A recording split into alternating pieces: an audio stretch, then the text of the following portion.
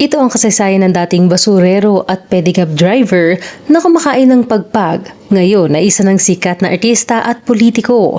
Totoo bang anak siya sa labas? Minamaliit nga ba siya ng kanyang mga katunggali at sinasabihan ng bobo at walang pinag-aralan dahil isa lamang siyang high school graduate? Totoo bang ang naging asawa niya ay mayroon ng anak? Sino-sino ang mga sikat na artista na kanyang nakaugnayan? Kilalanin natin si Yorme Isko Moreno, ang pinakasikat na mayor ng Manila. Tara, alamin natin sa history. Kabataan, si Francisco Moreno Domagoso o mas kilala bilang si Isko Moreno ay ipinanganak sa isang mahirap na pamilya sa Tondo, Manila noong ika-24 ng Oktubre 1974. Ang kanyang ama ay si Joaquin Copias Domagoso, isang estibador sa Manila North Harbor. Ang estibador o stevedore sa Ingles ay isang taga-karga ng mga cargo papunta o mula sa barko na nasa daungan. Ang kanyang ina naman ay si Rosario Moreno, isang labandera at tagabalat ng bawang. Hindi kasal ang mga magulang ni Isko.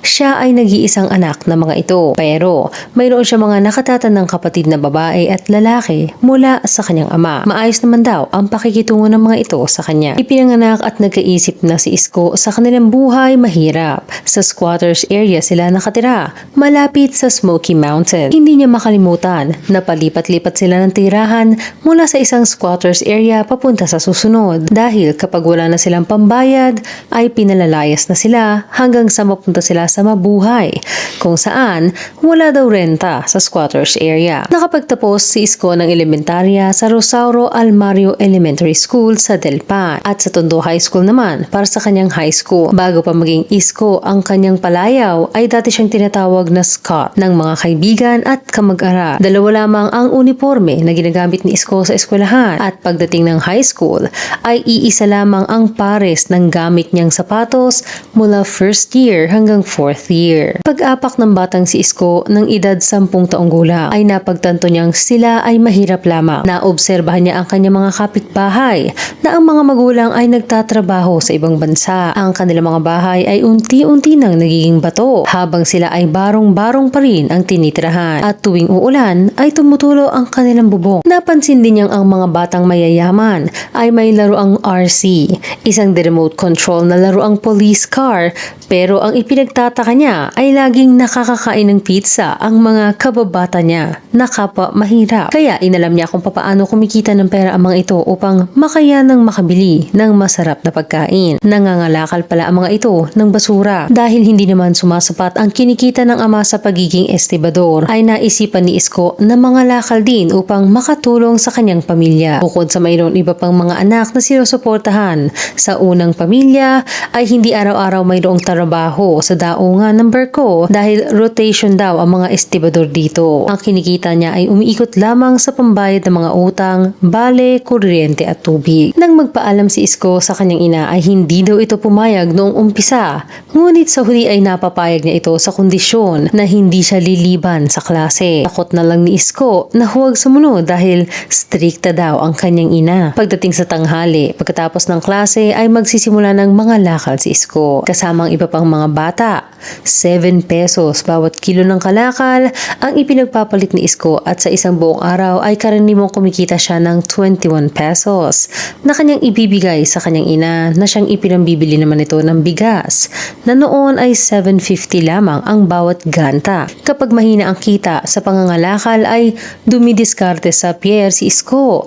May nahuhulog daw ng mga mais mula sa sako habang iniaangkat ito at sasuluhin nila ang mga iyon gamit ang kanilang mga damit. Umaabot daw ang mga ito ng 2 kilo at kanilang ibinibenta sa Moriones. Para naman sa ulam ay natutunan ni Isko ang pangunguha ng batchoy. Ito ang kilala natin ngayon bilang pagpag o pagpagbatchoy. Mga tira-tirang ulam gaya ng fried chicken na may natitira pang laman. Kinukuha nila ito mula sa mga pagkaing itinatapon ng mga restaurant gaya ng Jollibee. Mula sa itim na trash bag ay pipiliin nila ang mga may laman pang manok. Iuuwi, huhugasan at piprituhin muli ng kanyang ina at titimplahan ng luto. Noong una daw ay ayaw din ito gawin ng kanyang ina, ngunit dahil sa pangangailangan ay napilitan na rin. Dahil dito, hindi naman daw sila pumapalya ng kain.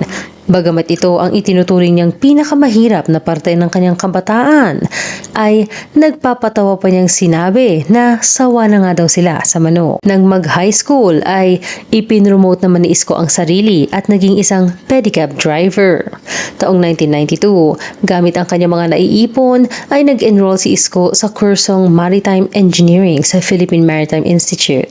Pero dahil nahahati ang kanyang kinikita sa panggastos at pang-enroll ay isang semester lamang kada taon ang kanyang kayang pasukan. Ngunit magda-drop out din siya pagdating ng susunod na taon dahil mabibiyayaan siya ng pagkakataong makapagtrabaho at maiangat ang kanilang buhay. Pagpasok sa showbiz. Ika-25 ng Enero 1993, 18 taon na nito si Isko at kakatapos lamang ng high school. Nagsimula ang lahat sa lamay ng isang tita Nita sa May Tondo, Manila. Tiyahin siya ng magiging manager ni Isko Moreno na si Daddy Wawi Rojas. Dalawang klase ang lamayan ng patay ayon kay Isko. Isang pangmayaman at isang pangmahirap. Kapag mahirap, kape na walang gatas at biskwit lamang ang naihahain sa mga nakikiramay. At kapag naman daw mayaman, ay may pasopas at sandwich pa. Kaya dinadayo nila ito kasama ng kanyang mga kaibigan upang makalibre ng kain. Habang naglalaro ng baraha ang grupo ni Isko, ay namataan nila si Dindin, ang bading na assistant ni Wawi. Blondie at mahaba ang buhok nito kaya kinantsawan nila ng Barbie kabayo, Blanding kabayo, tigidik-tigidik. Nairita si Dindin sa kanila kaya pumasok ito sa bahay at nagsumbong kay Wawi na narinig naman ng isang boses na nangingibabaw ang lakas ng halakha habang binabalasa ang baraha. Pagkalabas niya ay saktong nagkatinginan sila. Natahimik daw ang binatilyo habang patuloy na nagbabalasa. Ito ay si Isko. Pinalapit siya ni Wawi ngunit imbis na pagalitan ay inabutan siya nito ng calling card at inalok kung gusto niya bang mag-artista. Naisip ni Isko na malaki ang kikitain niya kung mag-artista siya, pero sinabi pa rin niya na tanungin muna nito ang kanyang mga magulang na pumayag naman ng kausapin ni Wawi. Kinabukasan inilibing ang tiyahin ni Wawi. Pagkatapos nito ay tumungo na si Isko sa opisina ni Wawi sa Banahaw Street, Cubao, Quezon City. Nakasuot noon ang 18 taong gulang na si Isko ng puting t-shirt na nakatuck in sa maong at pantalon at naka-brown shoes na walang medyas. Dito magsisimula ang transformation ni Isko Moreno. Pinagmasdan siya ni Wawi mula ulo hanggang paa, pinaikot at pinangiti. Naisip niyang magiging gwapo ito kapag nadagdagan ng timbang. Sa kanilang pag-uusap ay napansin daw niyang may amoy ang hininga ng binatilyo. May sira pala ang ngipin nito kaya agad niyang ipinacheck sa dentista. Sumunod naman ay ipinaderma niya ang an-an ng balat nito. Ang buhok naman, may kuto at lisa na halos isang linggo bago tuluyang natanggal ng sekretary niyang si Mercy Francisco. At dahil hindi biglaan ang pagdagdag ng timbang, ay nilagyan ni Wawi ng bulak ang loob ng pisngi ni Isko upang ma-test shot kung photogenic ba ito at nagustuhan naman niya ang resulta. Pagkatapos ng pictorial ay kumain sila kung saan napansin ni Wawi na walang suot na relo si Isko. Nang tanungin ito ay pabiro lang sinabi ng binata na ipinambili na lamang niya ng bigas ang pera kaysa bumili ng relo. Libre naman daw magtanong ng oras. Bago daw umuwi si Isko ay binigyan niya ito ng 500 pesos at isang relo galing Japan. Nakita daw niyang kumislap ang mga mata nito sa tuwa at sinabing ang ganda ng relo na tinawag niyang Gucci. Itinama naman siya ni Wawi at sinabing Gucci ang basa dito bago pinaalalahan ng time is gold, be productive. Unang sabak ni Isko sa aktingan ay ang pagiging isang extra sa isang episode ng drama show na Young Love, Sweet Love ng RPN, kung saan host ang namayapang legendary talent manager, ang master showman na si Kuya Germs. Una siyang lumabas sa pelikulang Dalawang Larawan ng Pag-ibig na pinagbibidahan ni Anjanette Abayari at Albert Martinez noong 1993. 1,000 piso daw ang kinita niya kung saan ang role niya ay ay pipindot lamang ng doorbell. Samantalang ang halagang iyon ay isang buwang kita niya sa pagiging pedicab driver. Nag-audition si Isko at nakapasok sa ika-7th batch ng variety show na That's Entertainment, kung saan ginamit niya ang screen name na Isko Moreno. Dito ay naipareha siya sa dating child star na si Bamba. Ang big break ni Isko ay dumating nang mapabilang siya sa romantikong pelikula na pinamagatang May Minamahal noong 1993. Pinagbibidahan ito ni Aiko Melendez at Aga Mula. Ang papel na ginampanan ni Isko ay mas batang version ni Aga Mula. Sa sumunod na taon ay bumida naman siya sa pelikulang Muntik na Kitang Minahal, kung saan siya naman ang bida at ang leading lady niya ay si Claudine Barreto. Dahil sa pagiging artista ay naiangat ni Isko ang kanyang pamilya sa hirap. Kung dati ay barong-barong sila naninirahan, ngayon ay napatayuan na niya ng bahay ang kanyang pamilya. Lumabas pa si Isko sa ilang mga palabas sa telebisyon at pelikula bago pumasok sa mga mas mature na roles at pagmumodelo ng brief. Lumabas siya sa ilang sexy na pelikula gaya ng Siya'y Nagdadalaga, Mga Babae sa Isla Azul, Misteryosa at iba pa. Dahil dito, naging matunog ang pangalan ni Isko bilang isang sexy star at underwear model. At nadikitan pa ng ilang intriga gaya ng siya ay naging callboy daw. Itinanggi ito ni Isko pero inamin niyang marami siyang natatanggap na indecent proposals noon mula sa mga babae at bakla. Marami ding naililink sa kanya na mga actress. Ngunit sino nga ba ang kanyang naging kasintahan? Mga naging kasintahan. Number 1, Claudine Barreto. Matapos maipareha siya kay Claudine sa pelikulang Muntik na Kitang Minahal, ay nailink siya sa dalaga. Makalipas ang ilang taon ay tinanong siya kung nanligaw daw ba siya dito, pero sinabi niyang hindi. Nang tanungin kung attracted ba siya kay Claudine ay sinabi niyang maganda ito. Hindi din daw siya gusto ng pamilya ni Claudine dati, pero iba ang naging girlfriend niya. Ito ay si Number 2, Bamba. Si Bamba ay dating award-winning child actress. Napanalunan niya noong 1995 ang Best Child Actress Awards mula sa FAMAS Awards. Siya ang naging kapareha at kabatch ni Isko sa That's Entertainment. Dahilan upang mahulog ang loob nila sa isa't isa, pero hindi niya binanggit kung nagtagal ba sila. Sinabi ni Isko na marami siyang naging nobya noon, pero karamihan ay non-showbiz dahil komplikado daw ang pagkakaroon ng showbiz girlfriend dahil maliit ang mundong ginagawa nila at kita sila ng lahat. Itinanggi naman niyang mayroong nagsabay sa mga ito. Number 3, Daini Domagoso. Isang whirlwind romance ang love story ni Isko at Diana Lynn Ditan o Daini. Literal na love at first sight daw ang naramdaman ni Isko para sa kanya. Si Daini noon ay isang estudyante sa LaSalle Taft. Mayroong black belt sa Taekwondo at miyembro ng Philippine National Team. Taong 1999, habang nasa The Library, isang sing-along at comedy bar na popular na gimikan o lugar para mag-hangout noong 90s sa Nakpil Street sa Malate, ay nakiusap si Isko sa isang common friend nilang si Ali Atienza, anak ng nooy Manila Mayor Lito Atienza, na kung maaari ay ipakilala siya nito kay Daini. Nang ipakilala daw sila sa isa't isa ay hindi na umalis si Isko sa kanyang dabi. Akala niya ay pinagtitripan lamang siya nito dahil siya lamang sa grupo ng kanyang mga kaibigan ang may anak na at ang iba ay mga single pa. Noong panahong iyon ay hindi daw niya gusto si Isko dahil mayroon siyang nobyo, ang ama ng kanyang anak na nag-aaral sa Amerika, at para itaboy si Isko ay sinubukan niyang sabihan ito ng masakit na salita. Sinabi daw niyang napanood niya ang pelikula ni Isko at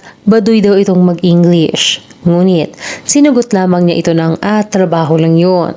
Hindi daw umalis si Isko at nakatingin lamang sa kanya buong gabi. Nakita daw niya ito sa kanyang peripheral view. Kinabukasan, kinumpronta ni Daini si Isko at sinabing huwag nang mag-aksaya ng oras dahil mayroon siyang nobyo at may anak na sila. Hindi naman daw natinag si Isko at sinabing friends pa rin daw sila, na sinubukan pa rin tanggihan ni Daini dahil consolation prize daw ito at hindi na niya kailangang sabihin pa sa iba na nag-back out na siya. Matapos ang isang linggo ay bigla na lamang hindi na daw tumatawag o nagte-text si Isko.